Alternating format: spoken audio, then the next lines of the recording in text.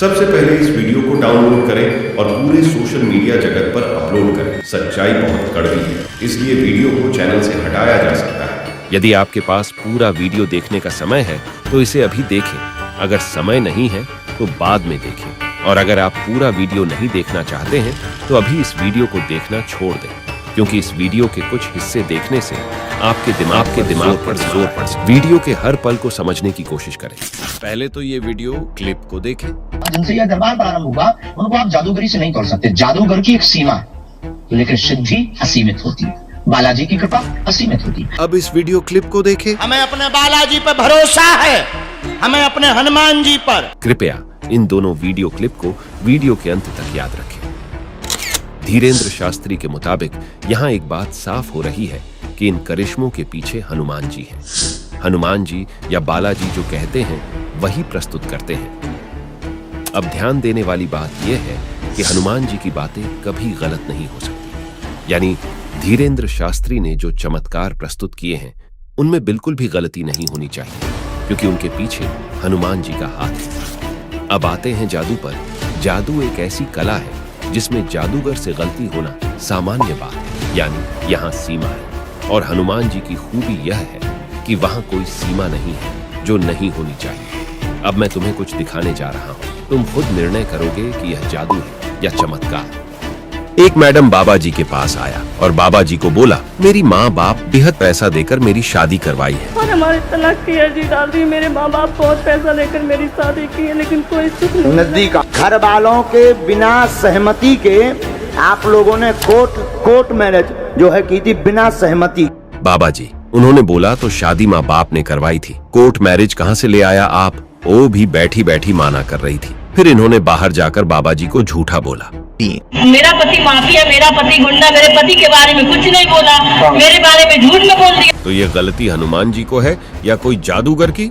और एक video clip को देखिए। एक शख्स बाबा जी के पास आया और बाबा जी ने उनका ये पर्ची बनाया था, और बाबा जी इस पर्ची की इस लाइन को पढ़ाई ही नहीं। इस लाइन में लिखा है काज काम बंधन, तो बाबा जी इस लाइन को पढ़ के सुनाई ही नहीं। खुद सुने। घर में गंदी शक्ति, बेटा का दिमाग काम नहीं कर। अब सवाल ये आएगा कि बाबा जी ने ये लाइन क्यों नहीं पढ़ा? क्योंकि ये भाई ने आते ही कहा था, मैं आर्मी में हूँ और जम्मू में पोस्टेड। हम आर्मी में ड्यूटी करते हैं, इस समय जम्मू में हम पोस्टेड हैं इस समय। तो जो शख्स आर्मी में होगा काम काज की तलाश क्यों करेगा? तो बाबा जी ने इसको छुपा लिया। तो यह गलती हनुमान जी का है या जादूगर बाबा जी का? और एक वीडियो क्लिप को देखिए। क्या नाम है तुम्हारा? हर्षित शर्मा। कौन सी न्यूज है तुम्हारी? Mojo story Delhi. Mojo story मैंने आज तक सुनी ही नहीं है जी। लेकिन हाँ जी, हमें ये ज्ञात था, तो जब हम दरबार में बैठे थे तब 2 पर्चे बनाकर हमने पहले ही रख लिए थे। ये क्या लिखा है? एक व्यक्ति परीक्षा लेने आएगा, बीच में टोकेगा, बदतमीजी करेगा, नालायक है, उसको बुलाने की आवश्यकता नहीं, ठिकाने लगा भी देना है आशीर्वाद। और टीम मौजोस्क से आएगा। हम लोग मंच पर पहुंचे, मैंने इनका इंटरव्यू करने का प्रयास किया तो मुझसे कहा गया कि जो सवाल आपको दिए जाएंगे आप वो पूछिएगा, हमारी ओर से जो सवाल दिए जाएं। मैंने साफ इनकार कर दिया। अगले दिन जब दरबार चला तो मैंने बीच में दरबार को टोककर धीरेन्द्र कृष्ण शास्त्री को ये चुनौती दी कि जिस व्यक्ति को मैं सभागार में से उठा कर लाऊंगा आप उसका पर्चा बनाइएगा। चुनौती स्वीकार करने के बजाय उन्होंने मुझे मंच पर बुलाया। मैं मंच पर गया और मैं वो हर एक चीज करता रहा जो उन्होंने मुझसे करने के लिए कहा। ये पर्चा धीरेन्द्र कृष्ण शास्त्री ने मुझे बना करके दिया। इस पर्चे में एक भी जानकारी ऐसी एक्सक्लूसिव नहीं है जो धीरेन्द्र कृष्ण शास्त्री की टीम को मैंने या मेरी टीम ने एक दिन पहले नहीं बताई थी।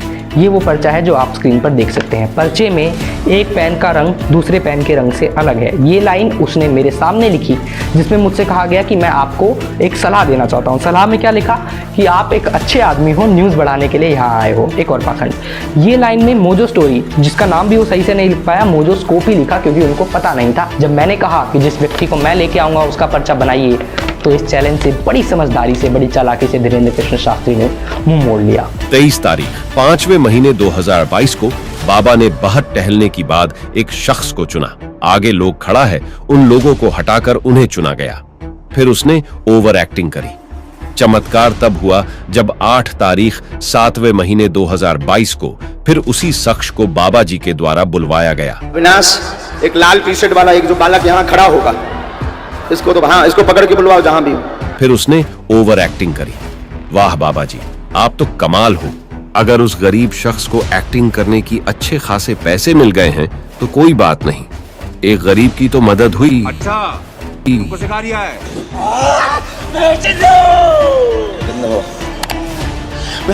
अरे अरे मिस्टर भूत, टेक्नोलॉजी में तो तुम बहुत एडवांस हो रहे हो, माइक उठा के बोल रहे हो। सही बात है, वरना लोग सुनेगा कैसे? बात तो सही है। देखिए, मेरे पास बहुत सारे मिस्टेक्स की वीडियो क्लिप्स मौजूद हैं। मेरा इस वीडियो को बनाने की मकसद वीडियो क्लिप्स के दिखाना नहीं है। अब मुद्दे पर आते हैं। पहली क्लिप जो आपने देखी, उसमें महिला बाबा जी से शादी के बारे में बात कर रही थी। अब बाबा जी ने अपने उत्तर में जो कहा वह मानसिकतावादियों के लिए बहुत सामान्य है, और मानसिकतावाद एक प्रकार का जादू है। मैजिक भी एक पेरेंट कैटेगरी है जिसके बहुत सारे सब जॉनर्स हैं, जैसे कि illusion, mentalism, street magic, close up artist, escape artist. जादू में गलती होना स्वाभाविक बात है, लेकिन दिव्य शक्ति में गलती होना अस्वाभाविक है। और दूसरे क्लिप में जो आप लोगों ने देखा, वो तो एक्सक्लूसिव पॉइंट्स स्क्रिप्टेड है, एंड बीच में टोकेगा, बदतमीजी करेगा, नालायक है, न्यूज बढ़ाने के लिए आएगा, ये सब तो स्वाभाविक बात हो गई। और तीसरे क्लिप में जो आप लोगों ने देखा, वो भी स्क्रिप्टेड था। अगर आप ध्यान से देखेंगे तो बिल्कुल समझ आ जाएगा। अब आप कहेंगे कि भविष्यवाणी कैसे कर रही है? अरे भाई, अच्छे से समझने की कोशिश करो। यह कोई भविष्यवाणी नहीं है, इसे आशा और मनोबल कहते हैं। आशा में ही सफलता है, आशा है तो सब कुछ संभव है। तो अगर उनको अपने हस्बैंड के लिए कोई सोल्यूशन चाहिए तो वो बाबा के पास गई। अब बाबा तो हमें दवाई नहीं देंगे, लेकिन उन्होंने क्या दिया? उम्मीद। वो मंत्र नहीं था, वो उम्मीद थी। और उम्मीद में तो जादू है ही ना, उम्मीद में तो जादू है ही, ये तो कोई दो राय है ही नहीं। अगर मेरे मन में उम्मीद है, अगर मैं मन से कुछ सोच रही हूँ, मेरा पावर ऑफ थॉट्स, मेरा पावर ऑफ इमेजिनेशन बहुत बड़ा है। असली जादू हमारे विचार ही तो है। और यदि संभव है भविष्यवाणी, आप तो ज्योतिषियों पर भी विश्वास कर लेंगे।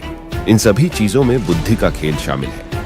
ऐसे कई कलाकार दुनिया से चले गए, और कई अभी भी जीवित हैं जो बाबा जी से भी ज्यादा आश्वस्त करने वाली चीजें दिखा सकते हैं, जो बाबा से भी ज्यादा खतरनाक चीजें आपकी आंखों के सामने लाने में सक्षम हैं।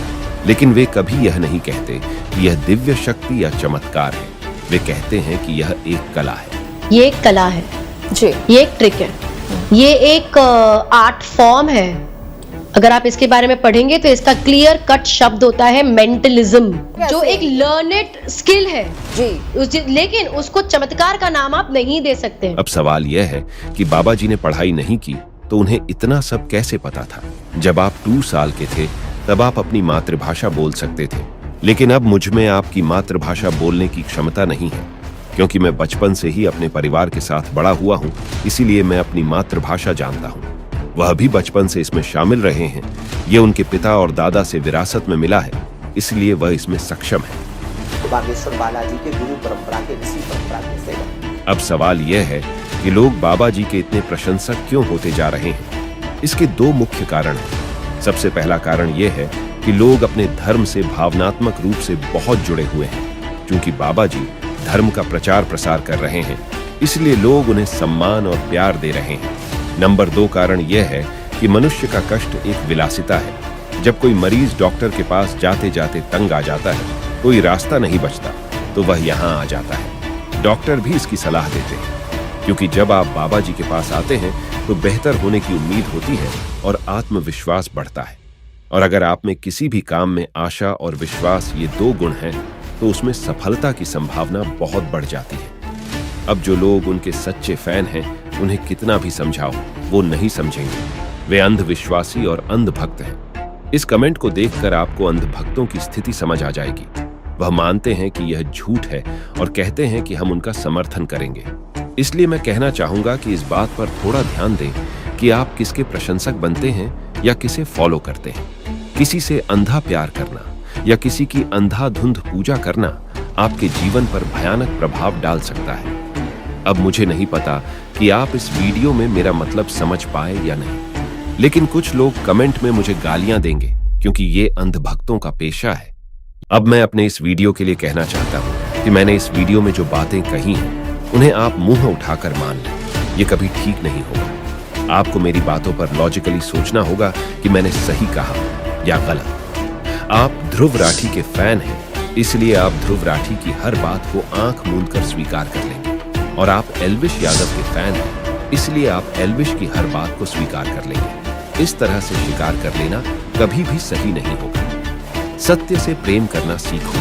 कम से कम आपको साधारण बुद्धि की प्रयोग करना चाहिए कि यह सच है या झूठ। अगर मेरा ये वीडियो आप लोगों को थोड़ा सा भी हेल्पफुल लगी हो तो जो करना होता है कर लिया करें। कृपया इस वीडियो को अधिक से अधिक शेयर करें ताकि लोग सच्चाई समझ सकें। और अगर आप एल्विश यादव का काला सच जानना चाहते हैं तो स्क्रीन पर टैप करके इस वीडियो को देख सकते हैं। मैं तुमसे वहीं मिलूंगा।